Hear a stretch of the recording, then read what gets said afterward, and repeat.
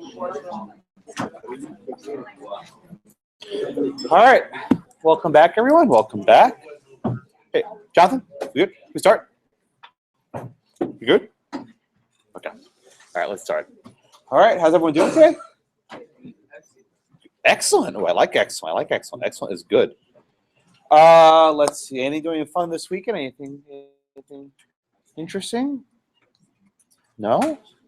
Nothing? Well, let's see. Is everyone starting to get nervous about exam? Yeah, it hits right around, usually it's right around the second to last week. So believe it or not, my friends, we have 3 classes left. 3 actual classes of substance left.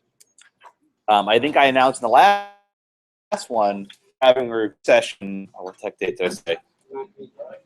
On the 19th. I'll have a room number for that by the next class. I don't have it yet, but I'll have a room number for the next class. So we'll have that, but we are more or less done. I left a couple empty days in the semester, which we did not need. I think we were right on pace. I think I made that promise first day. We didn't fall behind. Very happy about that. And we are based on home stretch. 3 classes is deliberate. I just talk till the end. So you have other things that you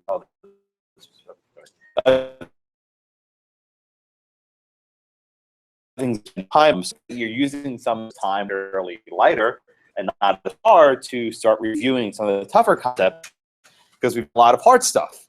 I hope you haven't blocked future interest from memory, but you will need to remember that. All those feasible things you will need to recall in 2 weeks, but hopefully everyone's doing okay. Also, I'll go now to the next class, or the one after, probably next class, which of the questions we'll be doing in class. Encourage you in the interim to try and do as many of them as you can and start looking at them.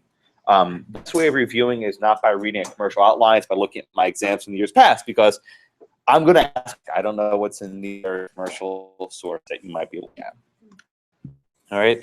Any questions, any big high-level questions, anything in your minds? Anything plaguing you or bothering you? No? Okay. Then let's get started with landlord-tenant relationships. What is why this last topic is because it's effectively all modern law. And what I mean by it's all modern law, I think I told you on the very first day of class that much doctrine in property is going to be very different than you study in contracts or torts, because it's not based on equity. It's not based on fairness. It's based on fairly strict rules, and if you do not comply with them, you lose. As an aside, and this is quasi-relevant, Krugman, who you know wrote for the New York Times, and he was talking about an Obamacare case, which I don't really tell you about, but he made this analogy. When I was a kid, my parents had a house somewhere, and they had a backyard with a huge garden. And then one day they discovered an error in the deed, and they found that instead of the deed being a square, it was a triangle. So effectively, huge portions of the backyard were not on their property. Paul Krugman said, and this must be either a lie or a mistake, I don't know which one. Oh, we went to the town clerk, and he fixed it. He fixed it. Now, as property students, you should know that's not how this works. If you have an error in your deed saying, I only own these pieces, that means someone else owns the rest. Unless that person decides to sell or transfer it to you, you cannot just correct it. So the rules of property are fairly harsh. Okay? They're very strict. If you make a mistake and you have an error in your deed or an error in your whatever, or an error in your future interest, you lose it. Okay? Modern property law is much, much, much more forgiving, because in large part it's actually incorporating contract doctrine. And you'll notice throughout the opinions today, there are these random footnotes saying, oh, in contracts you have duties to mitigate. In contracts you have duties of fairness. If you notice, there's no duty to mitigate in property law. There's no duty to mitigate when you're actually having future interests. It's however the people decide to write the grants. So this topic seems a lot more fair. It's also pretty modern. All this law has come about in the last 30 years or so. This has not been around for a particularly long time, okay? All right, so any questions on that? Yeah, this is a totally different way of looking at it. It's almost all sounding in contract law, and it's very sharp departure from the harshness of property law from years gone by. Okay, so in our last couple classes, we discussed cases where the tenant defaults. That is, the tenant doesn't pay rent, the tenant leaves early, and we did all these different calculations of saying, you know, how much rent is going to be owed if a tenant vacates early. And usually under the modern approach, you need 30 days notice. So if my lease ends in December 31st, I would need to give notice for 1 full month. So at some point in November, so the entire month of December is off. If I gave notice on December 1st, my lease kicks over for another month till the end of January. Okay? And that's about the extent we did to what happens when the tenant screws up. But our class for today, right, discusses kind of a blend of the two. The tenant screws up, and then the landlord also screws up. And this takes the form of what happens when there's a disagreement. The tenant says, oh no, I did everything right. And the landlord says, oh no, you didn't. You breached your lease. You defaulted. By the way, when I say default, I mean to break a term of a lease, right? I know people say a default font, right? That's what people where you know that word from, right? Times New Roman. No, default means you break a term of a lease or a contract or a mortgage or whatever it is. Okay? Right, so what happens when the tenant defaults? The tenant makes a mistake. At that point, what can the landlord do about it? Okay? What can the landlord do with respect to lost rent, retaking the premise, or kicking the tenant out the door, literally, perhaps? Now, I'm pretty sure in torts you study this doctrine called self-help. Do you remember this? This is the idea that if someone does something bad to you, rather than going to the courts, you can help yourself and show them the door, which is a nice way of kicking them out. And in many respects, we still have this. If there's someone on your property and you don't want them there, you can call the police, or you can use physical force to expel them. And generally speaking, if you're in your home or your place of business, you are lawfully entitled to do that within some reason. But it takes on a different scenario when you're not talking about your own home, but a home you're renting to someone else, right? When it's your own home, you live there, that's your home. But when you're renting a place to someone else, you don't have quite the same power to kick someone out. Because you think about it, the person kicking out actually lives there. That's his home. So the law becomes very different. And the modern law in particular has largely rejected this idea of self-help, even though some landlords may like it. Okay, questions? All right, let's do the first case. Where did I stop off last time? Thank you. Okay. Okay, so you're up next? Okay. Yeah, I am. Okay, so what happened in Berg v. Wiley? What were the facts there? Wiley was leasing his property to Berg. Uh-huh. Was remodeling what used to be the predecessor owned it first, and then I think that was the husband. Leased it, not owned, leased. Yeah, no, you're right. Okay, you're good. And in the process of remodeling it, Wiley wanted to make sure to meet the house code inspection timing, which was in 2 weeks. Uh-huh. And she also was supposed to ask for his permission according to the lease, and she didn't. Mm-hmm. And so in the process of all of this, Wiley attempted to change the locks in the first time. Yeah, okay. Yeah, that's good. Stop. We'll get to the self-help in a bit. Okay. So here's what happened, right? Landlord and tenant, they sign a lease, a 5-year lease. And one of the provisions of the lease says that no changes can be made without written authorization, right? If the tenant wants to make any changes to the premise, get written permission from the landlord. The lease also says that you have to operate in a lawful and prudent manner, right? Okay. Now, Rihanna, let me ask a question. Who gets to decide under the terms of the lease if the tenant's operating in a lawful and prudent manner?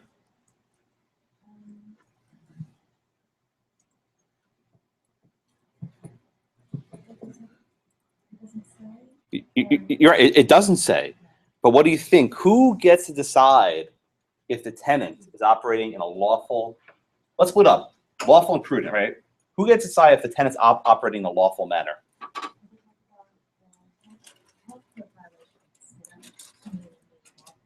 So does the mere fact that the tenant gets a health code violation make her act unlawfully? Ash, what do you think? I'm sorry. Does the mere fact that the tenant, the restaurateur, got a health code violation, does that mean she's acting unlawfully?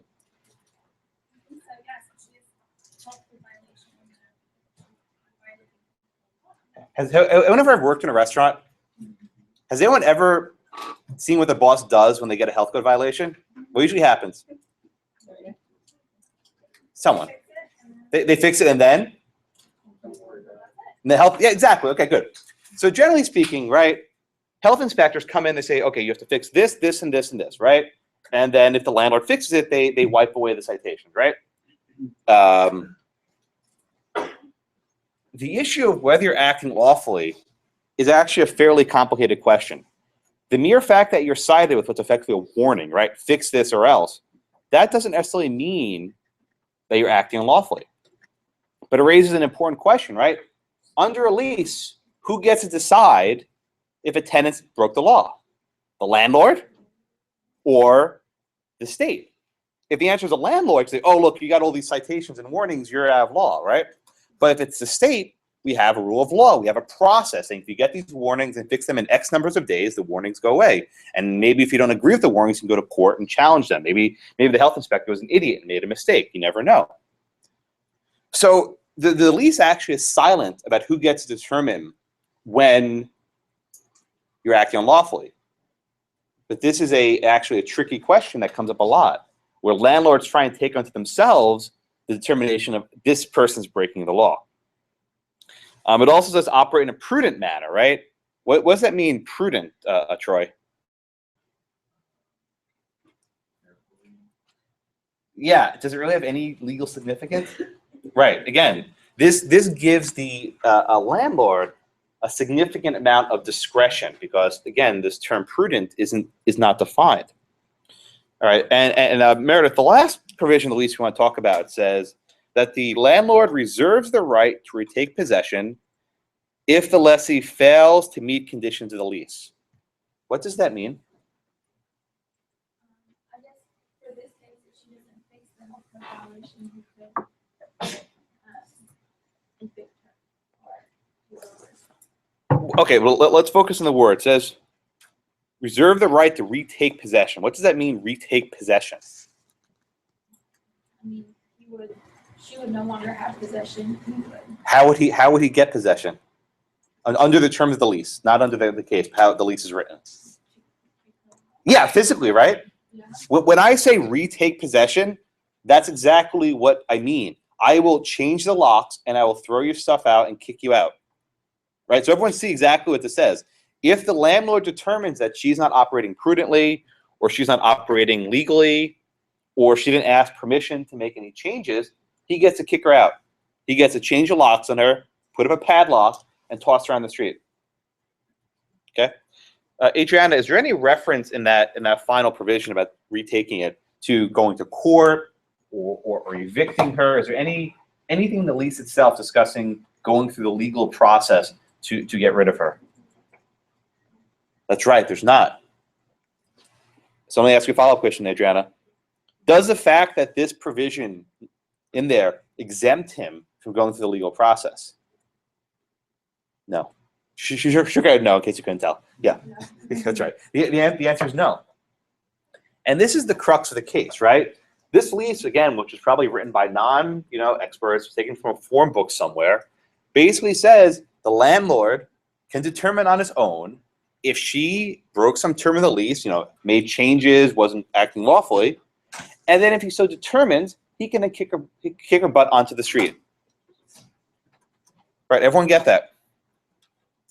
And I mean, in fairness, these are not residential; these are commercial partners. And had the Bergs been perhaps smarter, they would have negotiated for better terms. They would have said, "Oh, we're not going to agree to this. We want you to go through the legal process, but they didn't do that.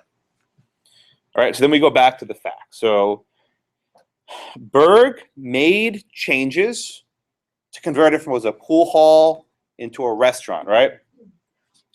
Samantha, did she get written permission from the landlord to make these changes to the restaurant?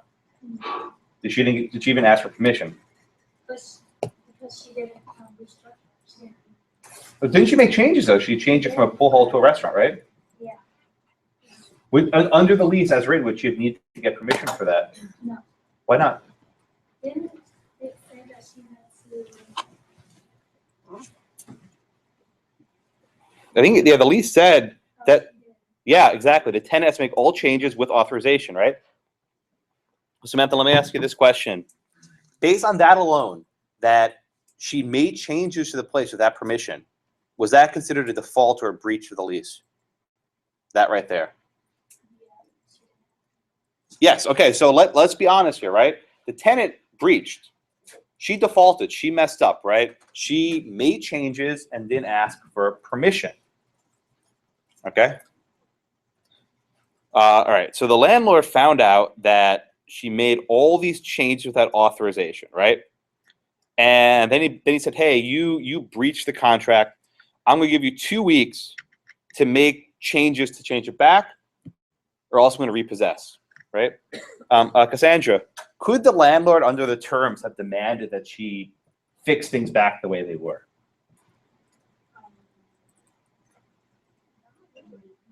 If it says that she has to ask to change, never said that she has to. So what's the remedy for the landlord if she makes changes without permission? Good, eviction through court, right? So the correct remedy for the landlord, right? He could say, I want you to fix this. And she says, no, right? At that point, his remedy would be to go to court and seek an eviction, okay? Then a couple weeks later, she has all these health code violations, which I'm guessing this family fare restaurant was not very good. And they say, you need to fix all these things, or else we're going to shut them down. Let's see, Jacqueline, did she ever make the corrections for the health code violations? Did you ever try and address those? No, she didn't. What did she do? How did she wind things up? She, Or wind things down, I should say. Well, she kept operating her restaurant, and then the day of the 2-week deadline, she put a sign on the door and she said, closed for remodeling, and told her employees to go home. Okay, so what do you think she was actually doing? Do you think she was actually going to fix and remodel the things? What was she actually doing?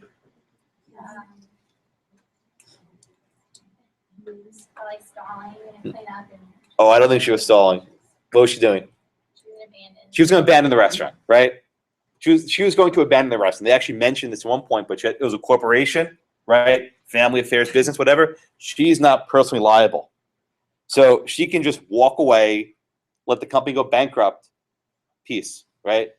If her business has all these health inspection violations and her landlord's trying to kick her out, I don't think she was in very good business straits. So she was going to walk away and be like, I'm out. Okay? And it seems she didn't only want to walk away, she wanted to walk away with some of the stuff inside the apartment, inside the house. So what happened then after she put the remodeling sign up then, Ashley? Well, I think she was in there with some friends. Yeah. And people, and What were they doing? like taking stuff off the wall. They were taking the paneling off the wall. Yeah. I mean, it's like she was going to leave it bare. Okay, so then what happened after she was taking the paneling off the wall? She saw Wiley. Yeah, this is the creepy part. She saw him like spine Hanging on the awning. I'm trying to visualize this, like it's like Spider-Man or something. Like he's like creeping, like like the guy from Too Many Cooks in the window. Like he's looking through the window. It's really creepy. But everyone watch Too Many Cooks? You know what this is? Oh my God, go watch it after class. It's a YouTube video called Too Many Cooks. Too Many Cooks. Just Google it. It'll be the first one you see. I can't believe none of you have watched it. Wow, you're really studying hard, I guess. Too Many Cooks. Just Google it. Too Many Cooks ruins the broth. So yeah, so the dude's hanging there on the ledge, peering in like a creep, right? This is really creepy. And then Allison, what happens after the guy's hanging like Spider-Man, looking through the window? Well, police Yeah, they call exactly right. I think we did this last week, right? The landlord is being a creep and looking into you, so they call the cops, right? And then what happens when the cop arrives? The sheriff had mediated an agreement between the parties to return it to what it was before, and then they should go. Yeah, in other words, the sheriff said, let's keep things quiet, let's keep the peace. It's Friday now. Come back Monday morning. You can talk to your lawyers. You can talk to your lawyers, and we'll figure out a way to resolve this. Because look, this can get violent. Has anyone ever been involved in a situation like this where someone's trying to throw you out of an apartment or eviction or anything like that? I think you have one. Yeah. No. So have you ever had the issue in order to evict someone? Those are not fun because you're basically throwing someone out of their apartment. The closest I came, this doesn't even count, is once I was on vacation, I was renting an apartment from someone for a week. And it was in Miami Beach, and I was just renting the apartment for a week. And one day I come back to the apartment, and there was a sign on the door saying, "You are being evicted." I'm like, oh, crap. Because it wasn't even my apartment. I didn't care. I was leaving in a few days. So I read it. I'm like, okay, this is the end of the month. Like, I'm good. I can stay. But it's a weird thing to come back to the apartment you're renting and see like an eviction notice on the door. So basically, the sheriff, trying to preserve the peace. But the the landlord wasn't so interested. So basically, come back Monday morning when she wasn't there, and he changed the locks on her. He called the locksmith, said, "Hey, I'm the landlord. Let's change the locks on her." Okay. After he changed the locks on her, that's when things got very messy, right? What happened next after he changed the locks? That is the default suit, correct? Right? He sued her. He sued her. Right. So let's think about this. Let's get the sequencing. She defaults on the lease, and there's really no question with that. She made the change without permission, right? Rather than the landlord going to court, he changed the locks on her after this confrontation with the police. And then he sues her, right? What does he sue her for, Brian? He sued her for surrender? No, what was the premise? That was her terms at the time? That was her. Well, what did the landlord want? How much time was left in the lease at this point? When was the lease till? Like another year and a half. Yeah, there was basically a year and a half left in the lease. What did he sue her for? I guess the rent for the whole entirety of the 2 years, or what's Basically, yes. He tried suing her for the rent, right? He originally tried suing her for the entirety of the unpaid rent, but that didn't work out too well because he was able to relet the apartment, right? He had another tenant come in not too long thereafter, which, by the way, the fact that he had a tenant come in, like, 2 weeks later, right? I think another tenant came in like in August of '73. So basically 2 weeks later, he had another tenant come in. Eric, what do you think that tells you that another tenant was so close by? He wanted her out, and he already had someone lined up to take the apartment, right? So it seems clear that perhaps his aggressiveness in tossing her out was maybe not the real reason, right? So Christian, after he filed suit for the unpaid rents, what happened?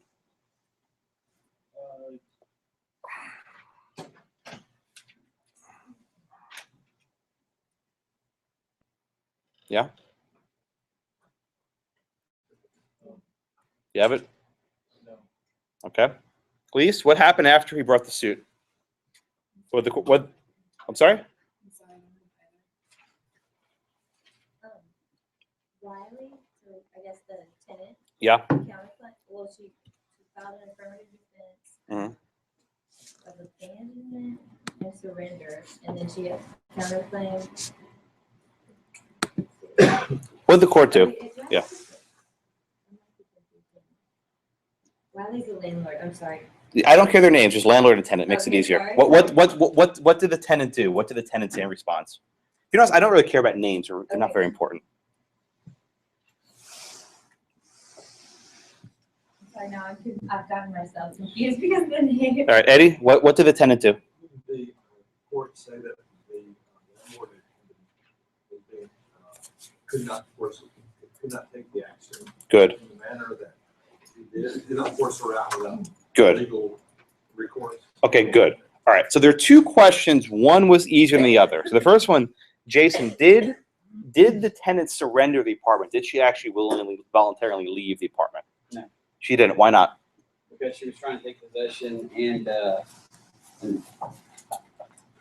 basically there was a lot of animosity between it, and the court also said that changing the locks was not a peaceful means of re-entry, but you asked that why didn't she surrender the apartment? Because she was trying to steal all the stuff. Well, or she was trying to make the repairs, okay? Yeah. So here's what's interesting. We have to kind of suspend our disbelief here. She was skipping town, right? There's no doubt she was skipping town. And there's no doubt she intended to abandon it. But she didn't get a chance to abandon it because what happened first? It got locked up. He changed the locks on her, right? That was the problem. Had he just not done anything, and he actually let her move all of her crap out, she would have abandoned it. And the case would come out different. But he locked her out on the Monday morning after the sheriff came.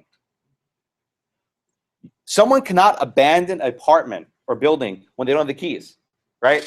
You can't fault someone for leaving a premise when you change the locks on them. So there's really no surrender, right? You can't lock someone out and claim that they abandoned it, right? That doesn't make any sense.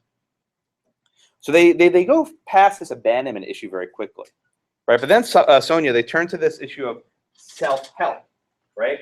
So under the terms of the lease, was the landlord entitled to use self-help, just under the lease itself? No, the lease, as was written. Yes, he had a clause that said that there's no need to go. Right. Or something like that, but it doesn't necessarily say that even eligible to use self-help. Exactly. So what this case basically says is under the modern trend, and if you notice, as I said before, everything here is fairly modern, landlords cannot use self-help, right? Elizabeth, why is self-help considered such a bad idea? Why do modern courts not want landlords to use self-help? I think it could be somewhat aggressive. Yes. Yes. Why is it aggressive? Explain. The court is a better. I think, say it again, a little louder. The court is a better. Good. Okay. This can get violent very quickly, right? If someone's trying to throw you out of your house or business or whatever, you may react violently. There's a reason why she called the police, because this creepy dude is hanging on her window, banging on her door, right? That's kind of that's really like bizarre. I don't know if Calvin ever got a call like that, but that's a weird one, right? What the courts are saying is that we don't want people taking things in their own hands because it leads to violence, right? It leads to confrontation. And there might be actually a mistake, right? Let's say there's a different example. Let's say that the landlord said, you need to get my permission before you make any changes. And it doesn't say oral or written. And maybe the landlord had given her oral permission, hadn't written it down. He can say, well, look, I had no written permission, but the lease was silent about being in writing. Would that be a ground to evict? Jason, your hand was up. I was just going to say, exactly, the court said that violence would have probably occurred if Berg had been there in this situation. Yeah, I mean, it's unclear if she was there. She had her buddies there. They had all these, tools scraping the paneling off the wall, right? Had she been there, they may have been violence. Something may have gone down, and that's very dangerous. So rather than having to exert violence yourself, they say go to the courts. Now, Ava, let me ask like this. There's no dispute that the tenant was in default. She messed up, right? There's no mistake about that, right? Why should the landlord have to go through these expensive legal proceedings to get rid of a tenant in default? Why can't he just change the lock and be done with her?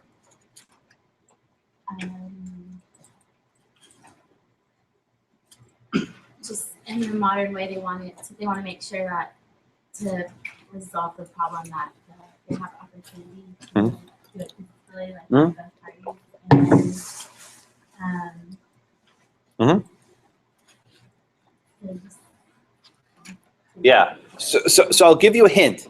The answer in property law is never change the locks. That is never the correct answer. I don't care what the situation is. I had an uncle. This is who had a live-in. He was quite old. He had a live-in a maid with him who took care of him and cooked his meals, whatever.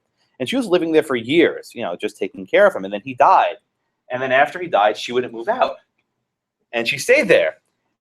And she made this claim like, oh, he wanted me to live here, but he had a will. I mean, there's no legal basis for that, but she wouldn't move out. So my uncle asked me, he's like, so can I just change the locks on her when she goes out on her? Because you may actually have damages for whatever she had. So the answer is never change the locks. I told her, give her enough money to make her leave. That'll be cheaper than trying to go through the process in New York City of getting her out. I think that's what he ultimately did. He bribed her to leave. But she's just living there. She wouldn't leave. But this stuff happens. So the answer is never change the locks. Now, the downside to this is time, right? Does the court, Juan, what does the court say about how much time it will take? I mean, it seems here that he had another tenant ready to come in on August 1st, right? If you were to go to the courts, it would probably take some period of time. Does the court address the fact that the tenant's losing out here? Yes, if it comes to the state where they have to seek judicial process and Say that again? having to file a suit in court might take longer than usual. Mm-hmm. And that's when I believe they resort to the summary proceedings. Good. Tell me, what's a summary proceeding? Summary proceedings is a mechanism in which a person can, through quicker and efficient ways, they can recover possession. Good. Okay, so I mean, here's the problem, right? At common law, you self-help, kick them out, took one day, right? Or as much time as it took to move their stuff out. When you get rid of self-help, the legal process can drag itself out. So the courts, and I mean, most states have something called summary proceedings. It's called something different every state. Basically, it's called a summary proceeding. Summary meaning fast. So there's a fairly fast mechanism for you to go about kicking someone out and evicting them. And I'll go through the timelines in a few minutes. I have some stuff from Texas also. But the court says you do not need violence to kick the person out, right? Under the modern trend, you have these judicial proceedings that are fast. And they mentioned 16 states having them, one of which is Texas. I think at this point, virtually every single state has an expedited process whereby a landlord can kick out and evict a tenant. The key thing is you're going to have a neutral judge determine if the lease was breached, right? You're going to have a neutral judge determine if it wasn't operating lawfully, right? Say there's a mistake, right? Say the tenant says, I have 2 weeks to fix the health code violations. Let me fix it. The judge says, okay, I'll give you 3 weeks. Come back in 3 weeks. If your health code violations are cleaned up, you get to stay. If your health code violations are not cleaned up, we'll move to evict. Although it often ends up happening, and we'll discuss this more in a minute, is judges continue to grant extension upon extension upon extension upon extension. And this can go on for months or even years. I think this can go on for a very long time. It can even go on beyond the length of the lease. And once you bring someone to this court, you cannot use self-help to kick them out. You have to wait for the process to fill through. Okay? All right. Any questions on that? So basically the court says no self-help, go to court. Even if it takes more time, that's what the modern trend and fairness demands. Okay. One small note, initially he tried to sue for the entirety of the 2-year lease, even though he had let it to someone else. You can't double dip. That's what we call unjust enrichment. If someone else was paying rent for those months, you can't also bill the original tenant. You only have one set of rents per month. You can't double dip. Okay. All right, any questions? Yes. So under the summary proceedings theory, you have to provide notice in advance. Yes, I'll get there like in 3 minutes. Oh, Yeah, I'll talk about the details in about 3 minutes. Other questions? Right. The book has an interesting discussion about some of the costs of the modern trend, right? The upside to summary proceedings is that it's probably a lot more fair to the tenant. But again, as I said, if you learn nothing else from me, it's that everything has a cost. Every effort to make something more fair makes it unfair for someone else. You cannot not do that. So what happens now that if you're a landlord and you try to evict someone through these proceedings and it takes 6 months and they're not paying rent during those 6 months, right? You've just taken a hit to your bottom line. If you are a smart landlord, you calculate that risk into your business model and raise the rent for everyone else. right? This is simple economics. Even Paul Krugman would get it, right? When you make it so that someone can live rent free, you need to recuperate that from somewhere else, and you raise the rent of everyone else. So, and again, this is a very nice landlord-tenant law, which has a lot of benefits, although it will have the effect of increasing costs, and perhaps that cost is justifiable or not. That's for you to consider. Also, the book has a nice discussion on credit records, right? Where when you get evicted, it leaves a paper trail. It leaves a court record. And if you get evicted, good luck ever renting an apartment again, because your credit application comes as like deny, deny, deny, right? Also, if nothing else, it allows people to get stuck with this bad credit rating. Okay. All right. All right. Any questions on that? Kind of a side thoughts. Okay. So the process, I linked to a couple sites here which you might want to read, but this discussed is under Texas law, the timeline. But I want to walk you through it. So there's a few processes that have to happen. Okay. So the first thing that has to happen if a tenant wants to evict a landlord wants to evict a tenant, is you need to give 3 days notice to vacate. The first step before anything else is you need to give 3 days notice. And the purpose of this 3-day notice before you can even go to court is to perhaps resolve any mistakes. So say the landlord says, you didn't do this, I'm going to evict you. And the tenant says, oh, I did, yeah, here's proof, right? If you can resolve that within 3 days, there's no need to even go to a court. So this is like a 3-day cooling off period before you can even go to any court, okay? The second process is after that is you have between 8 to 10 days to serve the citation. Okay, what does that mean? And maybe Calvin's done this before, right? If you want to evict someone, you need to give them service of process. And I'm sure you study this in CivPro, but generally speaking, you can either have a process server or the sheriff or someone else who can give it to them to make sure that they know. If your tenant is aware of that, and with the job service, do you just file an updated? You know, I don't know the rules. Yeah, I don't know the exact rules, but I'm pretty sure with this up, if you post it on the door, it's basically constructive notice. These are not the federal rules of civil procedure. They're a lot more loose. They're a lot more permissive. Yeah, with the federal rules of civil procedure, you have to actually have personal service. But I think with like the notice I got when I was in Florida at that time, if you stamp a citation on the door by the sheriff, I think that's probably sufficient. Yeah, I mean, if they are living there, they will see it. So I think that's usually sufficient. Okay, so then basically we're up to basically 13 days. So basically 2 weeks have happened after the initial announcement of a breach, okay? Okay, so basically after this time period is up, you can go to court. You file the suit. And generally speaking, I don't know exactly, but you can get this suit filed within a day. It doesn't really take much time, okay? Okay, so after the court rules for or against, you now have 5 days to appeal. So say the judge rules against you, you have 5 days to appeal. So at the minimum, we're looking here at 13 days. We're looking at about 20-something days for you to appeal, okay? After the final judgment comes down, the constable posts a 24-hour vacate notice. In other words, so after there's a final judgment, 2 days later, a 24-hour notice is posted.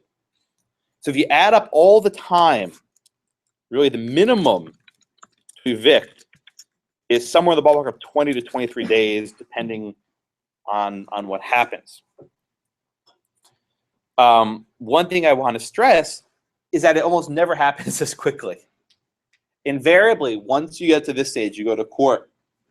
If the tenant asks, oh, Your Honor, can I please have some more time? I want to fix these errors. I want to get my rent together. I want to get some money together. I'll make rent next month, I promise, right? He says, all right, we'll give you 30 days. Come back in 30 days. And then again, oh, Your Honor, I paid part of the rent. I got a new job. Okay, you got 30 more days. And there's actually a big controversy over whether these courts are skewed towards the landlords or the tenants. I don't really care which way it comes down, but I will say it almost never happens this quickly. In the District of Columbia, it's noted in your book, it takes on average 114 days to evict someone. That's roughly 3 months, right? Yeah, 3 months, yep. In Massachusetts, it can take up to 2 years to evict someone. So basically, if you imagine your tenant stopped paying rent and going through this process can take up to 2 years, that's 2 years of rent you'll never get back because the person probably is judgment proof. Well, I mean, maybe Calvin knows. I don't know how much the process server charges. I don't know. You can look it up. I'm sure the sheriff or the constable has a set fee for that. There are law firms that handle this kind of law specifically, so they probably have a flat fee.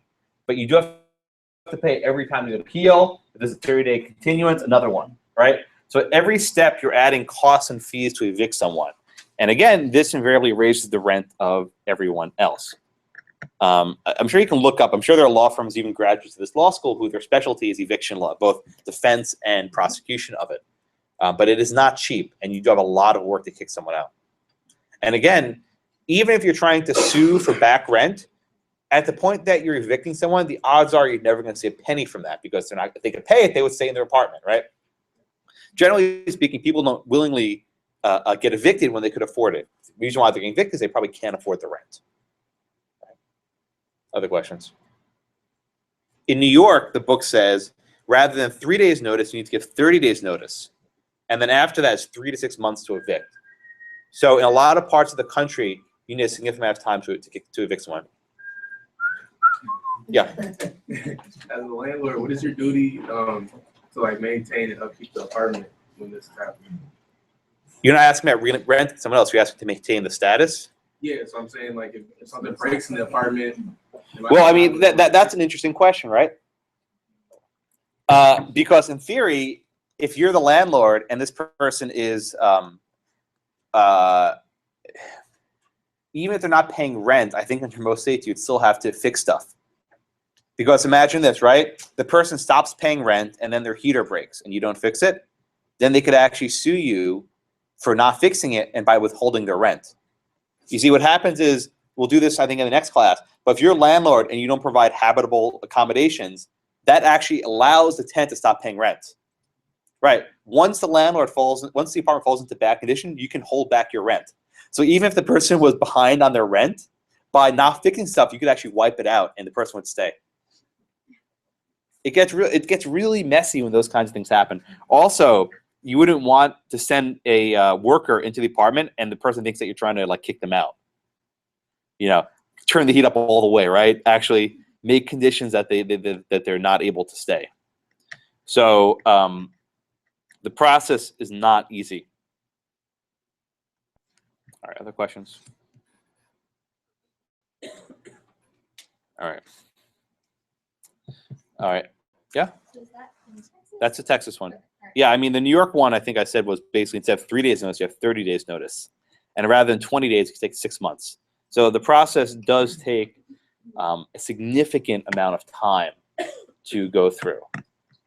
Yeah, it's designed in a way to avoid sharp and sudden removals of a person from their home. Yeah, there was an interesting note which you might want to think about the tenants who do have lawyers and don't have lawyers. And the tenants who are in eviction proceedings who don't have lawyers are evicted at a much, much higher rate than those with lawyers. So if any of you want to think about, you know, public service work, representing people getting evicted may actually be a beneficial line of work. If the numbers are like that, it means a lot of people are probably being evicted erroneously and they don't know enough about the law to fix it.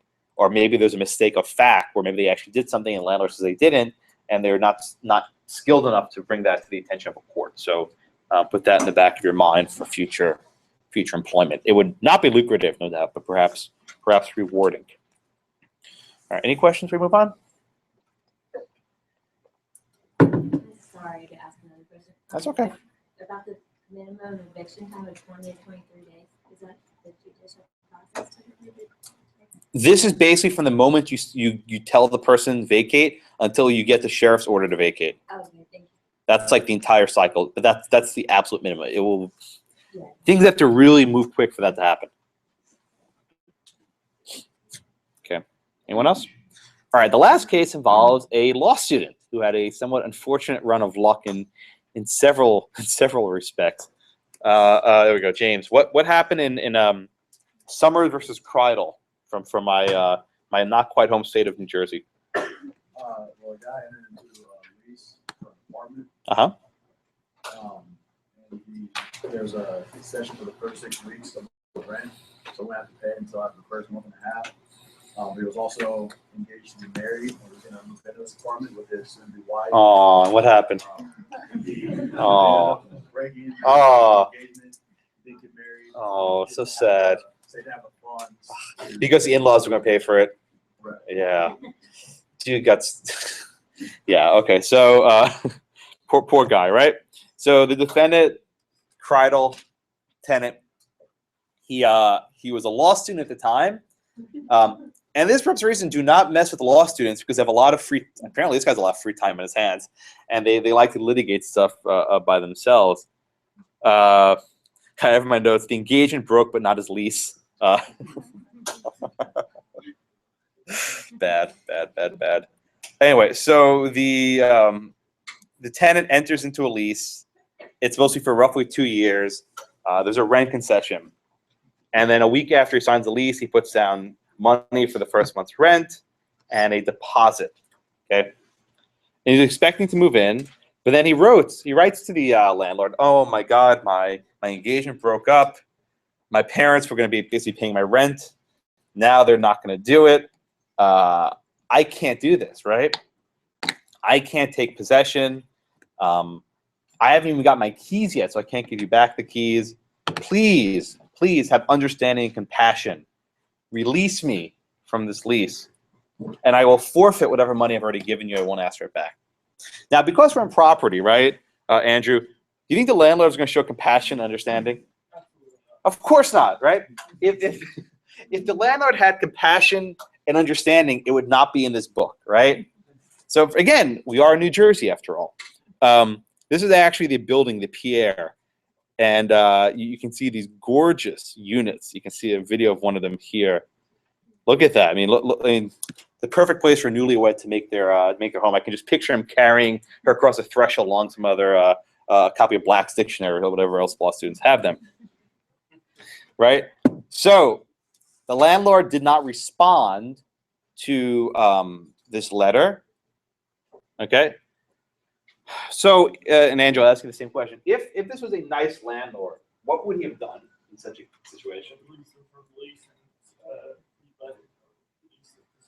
Okay, well, he didn't necessarily need to release him from the lease, right?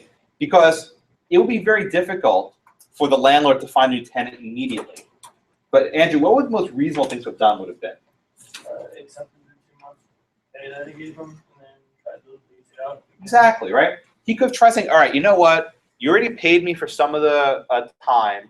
I'm going to use that time to find a new tenant. And if I find a tenant who can move in that 2-month window, right? Cool. Then there's no problem.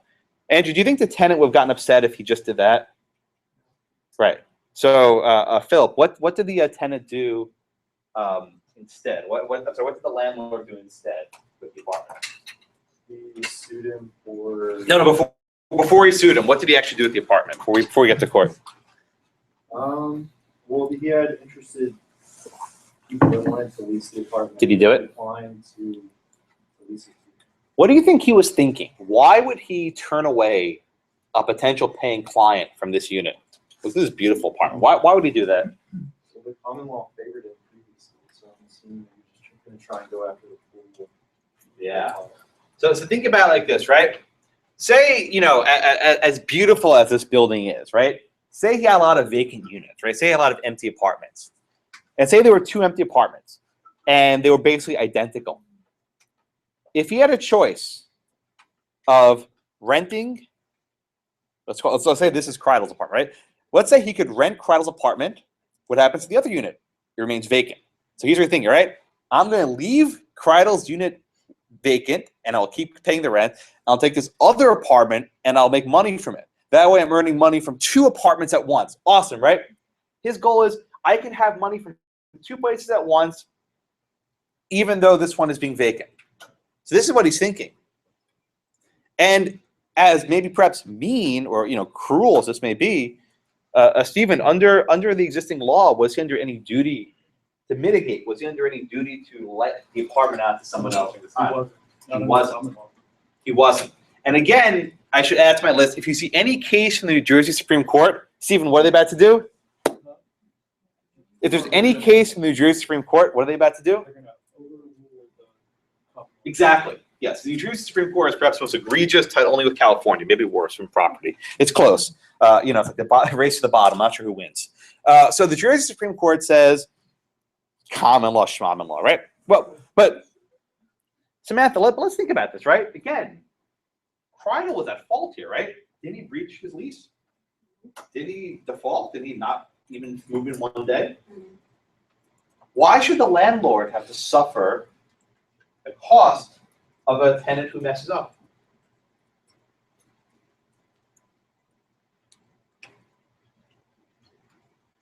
Why, under the common law, why would the tenant have, why would the landlord have this burden? Why would he need to go about renting the apartment if someone already signed it?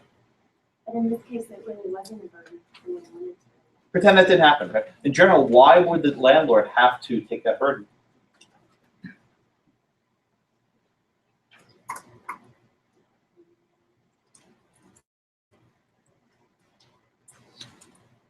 What's your reason? What do you think? It's the cost of being a landlord. Okay, so on the one hand, it's the cost of being a landlord, right? You expect tenants to move out. On the other hand, if you're a landlord and the tenant signs a lease, why can't you hold him to it? Well, he's not going to pay. So won't pay now. Maybe wait till he's a lawyer. Actually, I think that might actually be in his thinking. He's like, okay, dude's in law school now. He's broke. 2 years, he'll probably be graduated. Get some money from them. That's just really egregious, though. That's how student loans work. Yeah, go check your credit reports. You want to see egregious? I speak for myself. So, right, I'm actually under 6 figures now. I'm actually very happy. I recently broke 6 figures, so I'm like, I'm winning. So, happened this year. So the issue, right, is there a duty to mitigate, right? Can the landlord simply decide not to relet it? And under common law, it said, listen, the tenant's at fault. He messed up, right? Why do I need to assume a burden because he messed up? That's his problem, not mine. And if I want to be really pedantic, what if Kridel, randomly made good with his fiance and said, let's get married, let's go to Vegas, and let's do it, let's get married, let's get Elvis to it, right? And they got married. In theory, that's still his apartment, right? He could have moved back in under the original lease, paid the back rent, and everything would have been kosher, right? Now, that would have never happened, but in theory, if you sign a lease for 2 years and then you don't pay rent for part of it, if you move back in and pay back rent, you can continue the rest of the lease.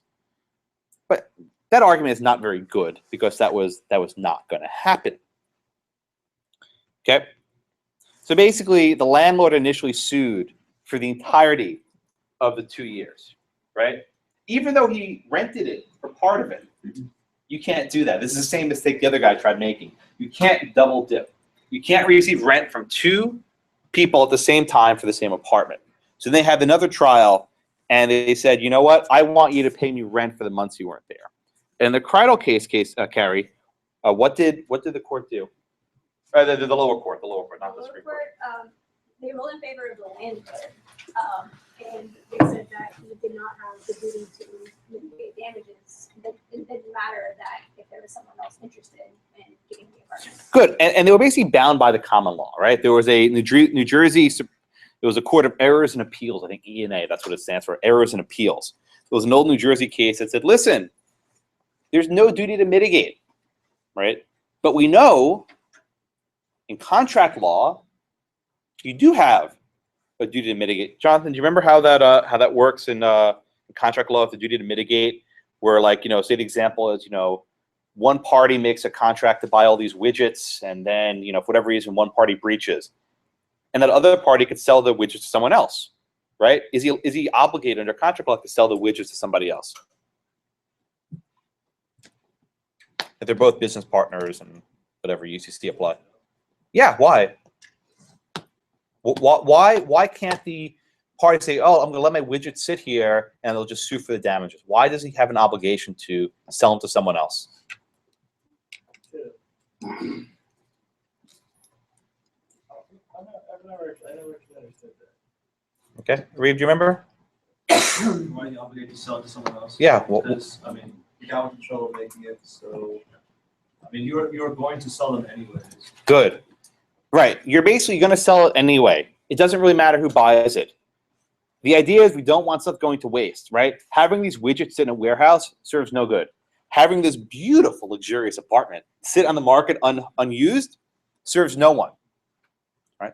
So there's actually another case. Does anyone know the expression companion case? You ever hear that expression? Yeah, so this other case, Riverview Realty versus Perazio, right?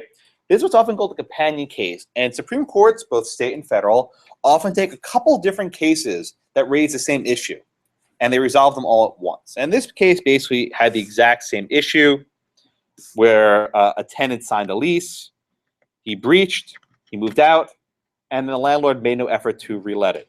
The only difference is there wasn't any indication that someone else wanted the apartment, but that's an important factual issue. All right, so let's go up to the Supreme Court, Michael. What happened in Trenton? In Trenton? Oh, I'm sorry, in Trenton. That's where the New Jersey Supreme Court's located. Okay. My geographic They mistake. said essentially that the landlord erred by not attempting to let. Why was that error?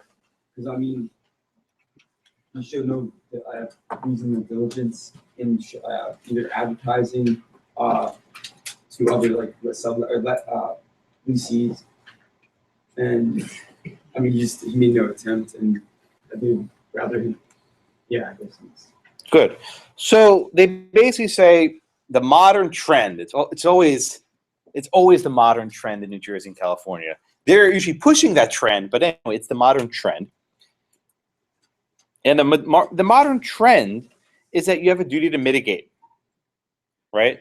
They treat the lease not as a doctrine of property, and property law has no duty to mitigate, but they effectively treat it as a contract. And they say under contract law with the widgets, right, you have this duty to sell it to someone else who may want it. And the mere fact that the tenant breached doesn't excuse you of that, right? This is a matter of what they always say, basic fairness. And they say the landlord should take, quote, reasonable efforts to avoid social loss. Reasonable efforts to avoid social loss. They say we are not bound by antiquated real property concepts, right? Whenever they use the word antiquated, you know what's going on. They're saying we don't care about all these old livery sizing and all these old requirements, right? We're not going to be bound by these old requirements. Okay, so what's the burden then, Dylan? What's actually the burden placed on the landlords?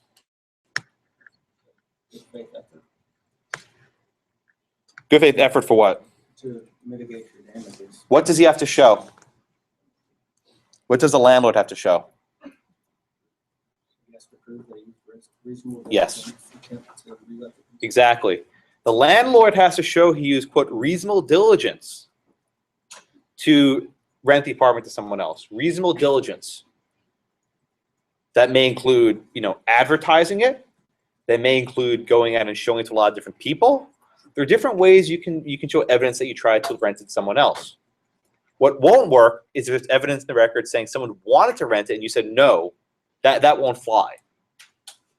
So what's interesting is usually, in contract law at least, the breaching party has a duty to show damages could have been mitigated. So usually if you're the breaching party in a contract, you have to show that the seller could have mitigated damages. But that's flipped on its head here. And what the court says is, no, the landlord has a duty to show he could not mitigate, right?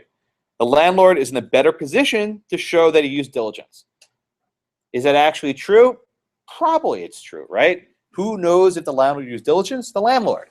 But this is an even bigger burden on the landlord. They have to show not only that, that the person breached, but that they couldn't let it out to someone else. And this may be a different thing.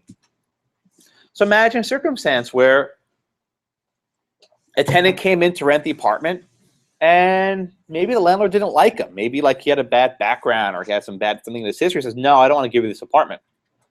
Was that being reasonably diligent? Well, that's up for a court to decide. And if a court decides he was not being reasonably diligent, then guess what? He can't collect back rent. So this puts a pretty significant burden, right, on the landlord. The flip side is, I think in this case, the landlord really messed up. He basically waited 15 months and allowed nearly $5,000 in damages to pile up before he relet the apartment. So he was just waiting and collecting damages day by day by day. I think that was irresponsible of him. Okay? So at the end, the tenant, in this case, Calvin, does the tenant owe a penny? Does the newly minted lawyer, Mr. Kridel, does he owe a penny to the landlord? No, Not a penny. Why not? because he surrendered the apartment and the landlord made no reasonable effort. Exactly. The landlord does not get a penny out of this because he did not make a reasonable effort to be diligent and let the apartment to someone else. And they announced this rule going forward that in New Jersey, as a landlord, you need to rent an apartment that's been surrendered or vacated. You can't let it sit idle. Okay?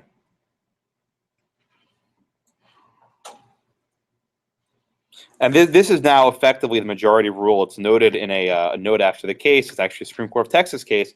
That basically 42 states and the District of Columbia have a duty to mitigate.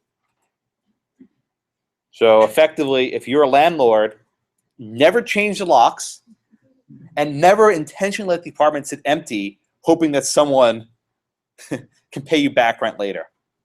If you're the landlord, do not change locks and try to rent it as soon as possible. And if you're diligent, you'll be able to get back rents. And there's a funny note in the book that the lawyer, Kridel, he apparently, you want to say it? Oh, yeah. So he was like, we could use this Oregon case where they did the same thing. And the lawyer from the other side was like, oh, Oregon, they're only good for salmon and logging.